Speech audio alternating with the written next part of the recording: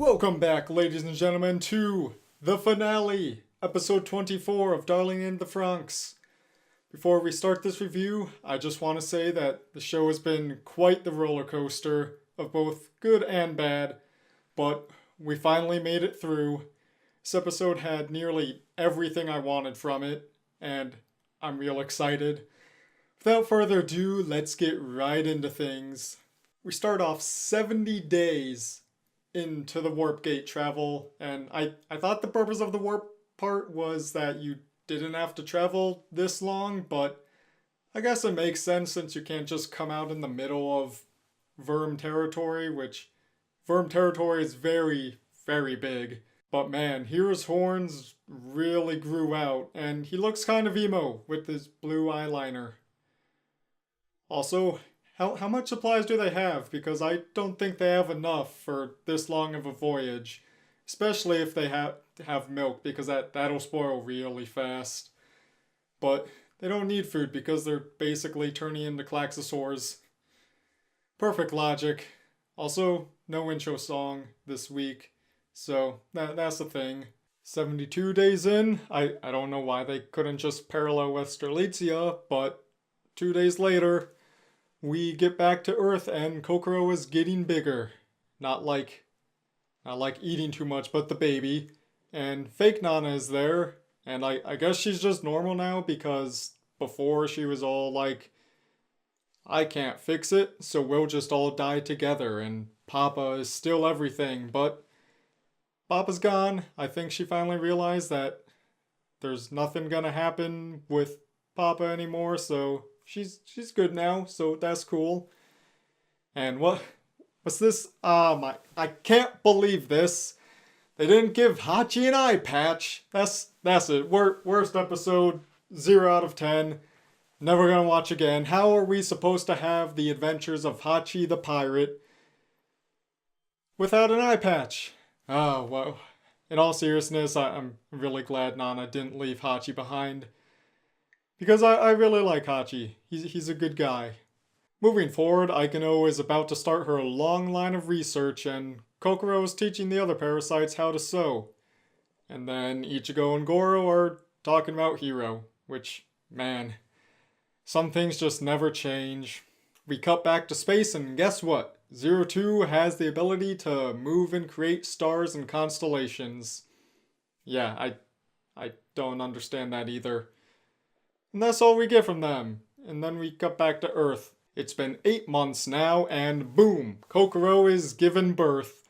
Mitsuru missed the birth. Oh well. The baby has a full head of hair and is already cleaned up and not crying. I mean, it is anime, you can't really be that graphic. But oh yeah, it's a girl, and her name is Ai, and that translates to love, or something like that. They then release all the children from the secret underground freeze chamber. And honestly, some people might be asking, why didn't they release them earlier? That's cruel. But I mean, they were safe in there, first of all, but they also didn't have a sustainable food source or really source of anything. So better to keep them in there until they have that and then release them 8 months later. So, I don't know about you, but if I were to just wake up randomly years later, I'd be real angry. Because last thing you remember is like Frank like hitting you in the head with a hammer or injecting you with something, and then that's it. You've got nothing until you wake up in an instant. But, you know, that's just me. And also, how can they walk? They've been, for months, years, not being able to move. I don't know how freezing bodies work, but I'm pretty sure it doesn't freeze your active muscles in place, and it just kills them all. So I don't know how everyone's able to walk. And also, how many are there? Because I figured there's probably at least 1,000 of them in that chamber. But boy, did they miss a lot of stuff. I'd hate to be the guy that has to explain that. But hey, Naomi's back. Cool. Why does she only have one arm? Maybe in the explosion when she left them because she wasn't compatible with Hiro. When it blew up, she lost an arm. I don't really know. Anyways, Goro decides to go on a big expedition in search of resources and other children still alive, alone. Can't like at least a few unnamed background characters go with him? Doing something like this alone just seems a little bit unrealistic. Then surprise kiss!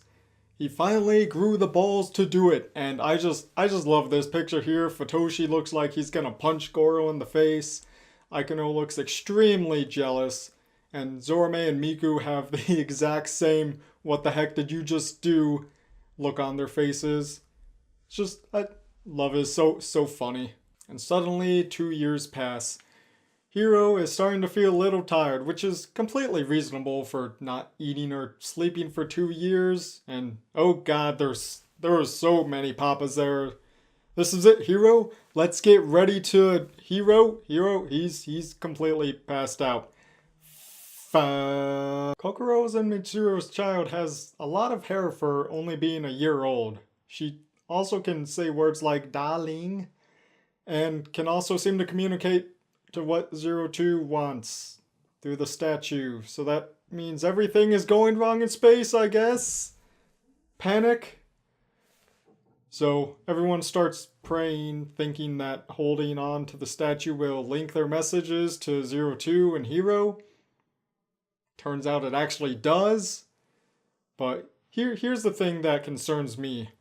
This went on for days, probably a couple weeks. How is Verm not killed Sterlitzia yet? And also, a lot of people did this all day and all night, so who's watching the farm? Naked Hiro and 02 finally hear each other again and become one. I think that's just a metaphor for banging. But they do that, revitalize Sterlitzia, retake the giant bomb, try to implant it, lose an arm, get stabbed through the boob. Tapu Koko goes Super Saiyan, dies in the explosion of the bomb, and fade to white. Huh? But wait, what? Papa is still alive? Come on. Nothing can kill them. Oh, well, whatever. We'll see them again in season 2. But hey look, 02's and Hero souls are floating back to Earth. Neat. The sky on Earth changes colors, so they now know that they won. Sure, Papa is still alive, but I guess all the Vermbots and their planet is gone, so it's a half victory. And 02's statue turns into a cherry blossom tree sapling. Don't know how that works either. So the Klaxosaurs didn't all die. They returned to Earth and just flew back into the dirt. And somehow refertilized the soil so it can actually grow stuff. Again, the logic in this is not really clear, but just go with it, it's anime. But now, we get to the part I have been waiting for. 8 years have passed. They stopped using magma energy because symbolism. Baby making is happening and Ichigo makes fun of Hiro's drawing skills. I can't wait to see what everyone looks like. Wait a second. Are you telling me nobody ages? Aw, curse you, Frank. I want to see facial hair. So nothing says their age, but based on what Hachi said, I'm gonna say that they are, Hachi and Nana that is, around 20. Neither adult or child. Technically older because they're freaking immortal. I guess once they retired from being parasites, they get the immortality stuff. Hachi asked Nana if he could change, if she would stay by his side forever. And the shipping is real. Even though you don't have an eye patch, Hachi, you are getting on that ship and sailing away with Nana. And you are going to make immortal babies and it is going to be great. Best couple in the show. Woo! Moving on to the second best couple in the show, Zorome and Miku. They're teachers now. Who would have thought? But yeah, didn't physically change much. Zorome got a haircut. Miku has frosted tips or highlights. or she's just under the same kind of effect that Aikino is under. But their interactions are always my favorite. Just simple things like their hair sprouts fighting. It just makes me love them as a couple. You turned out alright, Zorame, even though you skipped all those teacher meetings. Kokoro also got a haircut, but Michiru got a comb? His hair is just slicked back a little bit. Oh yeah, they also are having their 4th kid now, so they've been getting busy. Wink. Aikino appears to be bedridden, but is still doing the doctoring thing, so that's good, I guess. I still want to know what exactly caused her to do that. Her whole hair and accelerated aging thing. Because when she fired the magma energy, did she also fire all of the energy inside her? Because I'm pretty sure all of them, like all parasites, have just been constantly injected with magma energy for so many years over their whole life. And also, she's in a relationship with Naomi. So, good for you. Also, I'm so glad the love triangle crap wasn't even a triangle when it reached this peak in the show where it was just everyone loved someone else. Way too much going on. But now everyone seems to be not salty about other people being together, and much better now. Everyone is happy. Next we have Ichigo, who seems to have just removed her bangs and is now pregnant now with Daddy Goro. A bit late relative to everyone else, but it's fine. Then Futoshi walks in and he's got a mustache. We got facial hair! And 2 kids. Each look like literal clones of the parents. I can't really say we've seen his wife before, but she's now pregnant with a 3rd child. We also find out, like, a second after I just questioned it about Aikino, she's been researching all that time about accelerating aging, and that's probably a result of the withdrawal of magma energy. As we can see, there's symptoms of, like, the 9s, where they were all veiny and stuff. I'm sure they've had extra magma energy more than everyone else, just because they're the special elite peoples. But it seems too late for Aikino, though, for the deceleration, because it's kind of already happened. But she did figure out a way to slow down the acceleration of aging. So speaking of my boy Goro, I wonder if he's changed. Oh, yikes! His face got pointy. Oh, good. He's normal again. Whew! Whew. Just with shorter hair now. This is just a nice shot with all of them together at the cherry blossom tree for pretty much a fantastic ending shot. So beautiful. Last but certainly not least, the souls of Hero and Zero Two make it back to Earth to the very large cherry blossom tree. And I don't know how reincarnation works, but I don't think you're supposed to just overtake someone who already exists. You can't reincarnate into a 7-year-old child and then change their physical features to look exactly like you, but whatever, anime. It's real weird. The final scene is really cute though. New baby 02 trips in front of new baby Hero.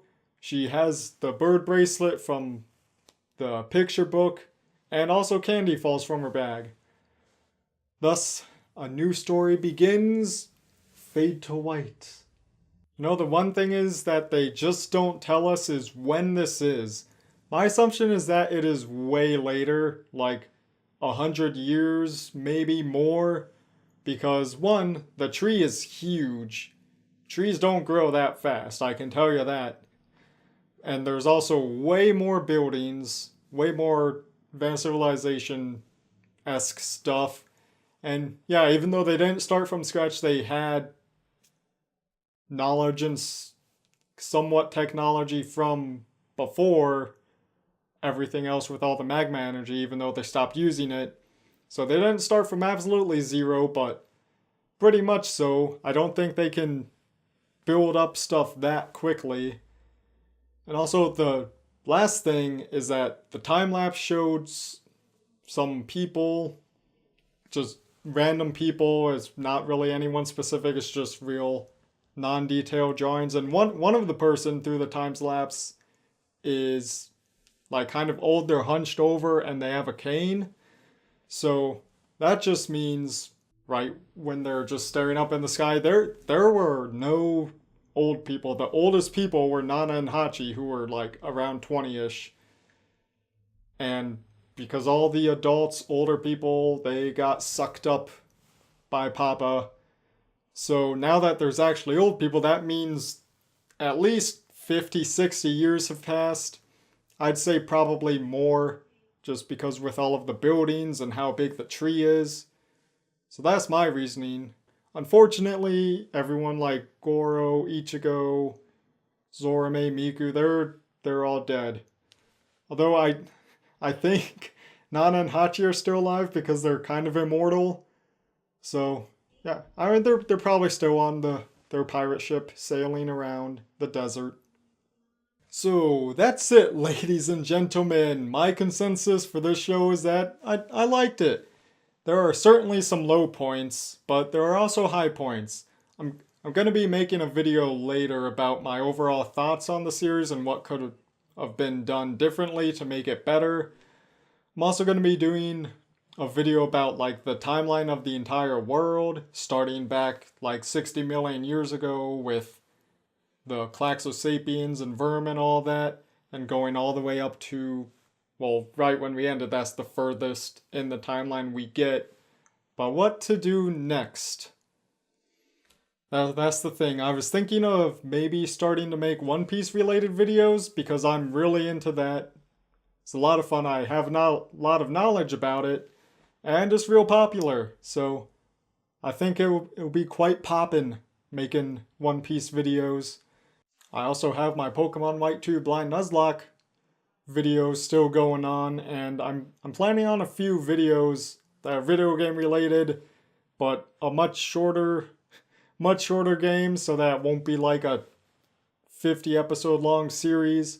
But what are your thoughts on this finale? If you hated it, you obviously made it to the end, so you had to have liked it in some way. Opinions are good, and I'd love to hear them. I will see you next time. Goodbye, ladies and gentlemen.